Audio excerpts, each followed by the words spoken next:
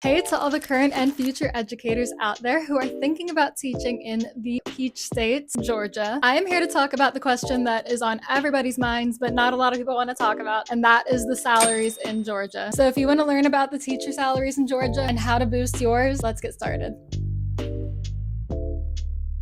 First up, let's get right to it. According to the National Education Association, the average salary for teachers in Georgia comes in at a whopping $64,461 a year. That is not too bad. Personally, that pleasantly surprised me. But here's something else to keep in mind, is that salary is based off of a 10-month work year, which means that you are given off 2 months of the year. And yes, I know that a lot of teachers use that time to prep for their upcoming year, but technically you don't have to. So that means that in comparison to a lot of other professions, it is easier for you to go on vacations and to do whatever you want over those beautiful summer months in the state of Georgia. Now, Georgia ranks somewhere in the middle nationally when it comes to average teacher salaries, but remember that the cost of living in Georgia is a lot lower than a lot of other states, so your dollar goes much further. Now, what about those of you just getting started? That number is a little bit different. The average starting salary is $41,148. Now, I know what you're thinking, that's not a lot, and you're not wrong, but the good news is your salary grows as you gain experience. Unlike a lot of other professions, every single year that you teach, you tend to make more money automatically. On top of that, if you want to, you can get your master's degree or even a PhD to top out at the salary scale, which in some schools is at the 6-figure range. Plus, on top of that, some schools pay for part or all of your master's degree. So there's no reason not to continue your education. Now, I know a lot of you probably already knew those two things, but let's talk about a couple other things that can influence your salary in a positive way in Georgia. What you teach matters. If you're thinking about becoming something like a special education teacher or a STEM teacher,